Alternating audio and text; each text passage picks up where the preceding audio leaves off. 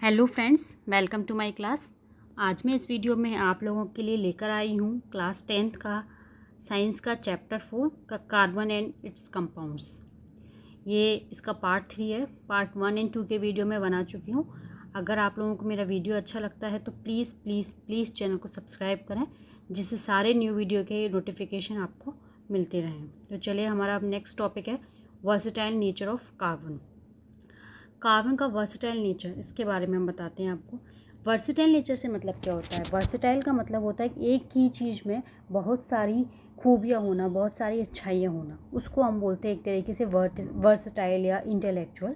ठीक है, तो कार्बन का नेचर जो होता है वर्सेटाइल होता है। वो क्यों होता है? उसको हम कुछ एग्जाम्पल हैं, जैसे हमारा कुछ प्रॉपर्टी हैं जिनके बेस पे हम उसे बता सकते हैं। जैसे है हमारी कैटिनेशन। कैटिनेशन मतलब क्या होता है? Carbon has a unique ability to form bonds with other atoms of carbon, giving rise to large molecules, and this property is called catenation. देखिए, कार्बन के अंदर ये एक क्षमता होती है, एक एबिलिटी होती है कि वो दूसरे एटम के साथ, दूसरे कार्बन एटम बोलें या इसके अलावा और दूसरे एटम हो सकते हैं, उनके साथ में बॉन्ड बनाकर बड़े से बड़ा मॉलिक्यूल देता है, और उसकी इस प्रॉपर्टी को हम बोलते हैं कैटिनेशन। अब देखिए, ये जो कंपाउंड हमारे बनेंगे ये चेन में भी हो सकते हैं, है ना। लंबी चेन हो सकती है, सर्कल हो सकता है, ब्रांच हो सकती है, जैसे आपको एग्जांपल इसमें बताए हुए हैं। ये आपका बताया है, इसमें लंबी चेन दी हुई है, ये वाला है ना। या फिर ब्रांच में भी हो सकते हैं, बहुत सारे कार्बन एटम एक साथ जुड़े हुए हैं ना, या फिर वो रिंग्स की फॉर्म में भी जुड़ सकते हैं एक साथ। तो ये इस तरीके से जोड़ना, उसकी ये प्रॉपर्टी आपस में कंबाइन का, कार्बन एटम की आपस में कंबाइन करने की या दूसरे एटम के साथ स्ट्रॉन्ग बॉन्ड बनाने की ये जो एबिलिटी होती है, इसी को हम बोलते हैं कैटिनेशन। देखिए, कार्बन इस तरीके से जुड़कर सिंगल बॉन्ड के साथ जुड़ सकता है, डबल बॉन्ड के साथ जुड़ सकता है और ट्रिपल बॉन्ड के साथ, तीनों ही कंडीशन में जुड़ सकता है। सिंगल बॉन्ड के साथ वो दूसरे कार्बन एटम से या दूसरे और अदर एटम से जुड़ सकता है, या डबल बॉन्ड के साथ जुड़ सकता है, या ट्रिपल बॉन्ड के साथ जुड़ सकता है। ठीक है, अब जो कार्बन एटम सिंगल बॉन्ड से जुड़े होते हैं, यानी कार्बन एटम जिनके बीच में सिंगल बॉन्ड होते हैं, यानी वो एक दूसरे से सिर्फ सिंगल बॉन्ड के द्वारा जुड़े होते हैं, जैसे कार्बन कार्बन, इनको तो हम बोलते हैं सैचुरेटेड कंपाउंड। और अगर वो डबल और ट्रिपल बॉन्ड से जुड़े हुए होते हैं तो उन्हें हम बोलते हैं अनसैचुरेटेड कंपाउंड्स। ठीक है, अब ये जो प्रॉपर्टी होती है वो कार्बन की, वो किस वजह से होती है? इसके स्मॉल साइज की वजह से, है ना। साइज स्मॉल होने की वजह से इसका जो न्यूक्लियस होता है वो क्या करेगा, ज़्यादा से ज़्यादा जो शेयर पेयर इलेक्ट्रॉन है उन्हें स्ट्रांगली से होल्ड किए हुआ होता है ना। स्ट्रांगली होल्ड किया होगा तो उनकी स्टेबिलिटी ज़्यादा होगी, और साथ ही साथ उनका कार्बन कार्बन के बीच में जो बॉन्ड होता है वो भी स्ट्रॉन्ग होता है काफ़ी। अब इस तरीके की ये जो कैटिनेशन वाली प्रॉपर्टी है ना, वो दूसरे कोई एलिमेंट शो नहीं करते हैं। कार्बन के अंदर ये क्षमता इतनी ज़्यादा होती है कि वो 100 ऑफ मॉलिक्यूल्स तक, 100 ऑफ एटम तक एक साथ जुड़ के बड़े से बड़ा कंपाउंड बना सकते हैं। लेकिन इस तरीके की जो एबिलिटी होती है वो और किसी कंपाउंड में या और किसी एटम में नहीं होती है। सिर्फ एक सिलिकॉन की बात करें तो सिलिकॉन में ये होती है, क्योंकि सिलिकॉन का भी जो इलेक्ट्रॉनिक कॉन्फ़िगरेशन होता है उसमें भी 4 इलेक्ट्रॉन होते हैं इसकी वैलेंस शेल में, कार्बन में भी 4 होते हैं।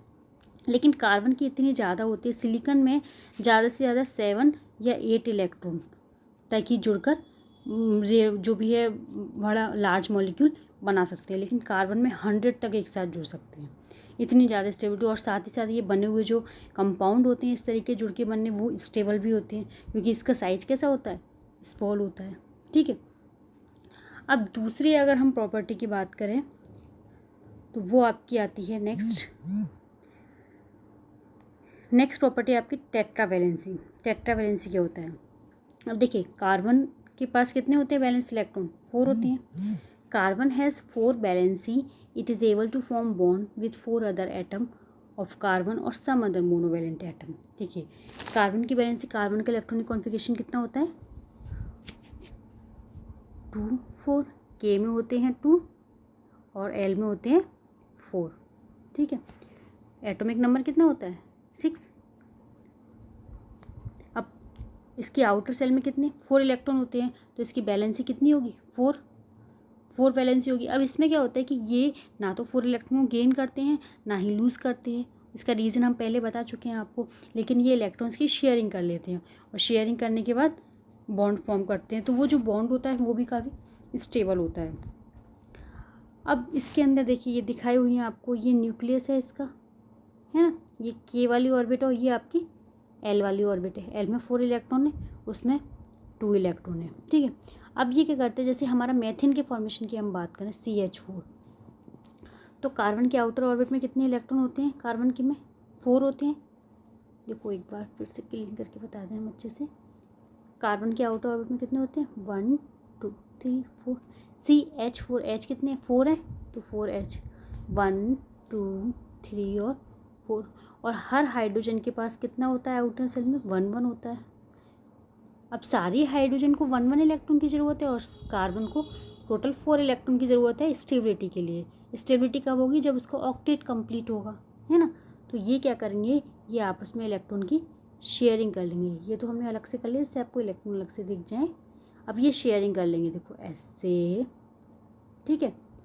अब सारे हाइड्रोजन के पास 2 2 इलेक्ट्रॉन हो गए। हाइड्रोजन ऑक्टेट कंप्लीट नहीं करती, हाइड्रोजन अपने पास वाली नोबल गैस यानी हीलियम का इलेक्ट्रॉनिक कॉन्फिगरेशन लेती है और स्टेबिलिटी बनाती है, ओके। और कार्बन के पास, सबके पास कितने हो गए, 8 हो गए, ठीक है, यानी ऑक्टेट कंप्लीट हो गया। इस तरीके से ये शेयरिंग बनी। अब सिंगल सिंगल इलेक्ट्रॉन पेयर की शेयरिंग है सब जगह, तो फिर ये सिंगल बॉन्ड आ गया, C सिंगल बॉन्ड C, है ना, ये बन गया सिंगल बॉन्ड सिंगल बॉन्ड। इस तरीके से ये जो कार्बन की जो वर्सेटाइल नेचर है वो बताती हैं ये दोनों चीज़ें, कैटिनेशन और टेट्रावैलेंसी, ओके। और इस तरीके से ये बने हुए बॉन्ड, अब इसमें ये हाइड्रोजन के अलावा और भी चीज़ों से बना सकते हैं, ऑक्सीजन के साथ भी बना सकता है, नाइट्रोजन के साथ भी बना सकता है, क्लोरीन के साथ भी बना सकता है। और इनके साथ बॉन्ड बनाए काफ़ी स्ट्रॉन्ग बॉन्ड बनाते हैं और स्ट्रॉन्ग बॉन्ड बना के एक स्टेबिलिटी भी देते हैं।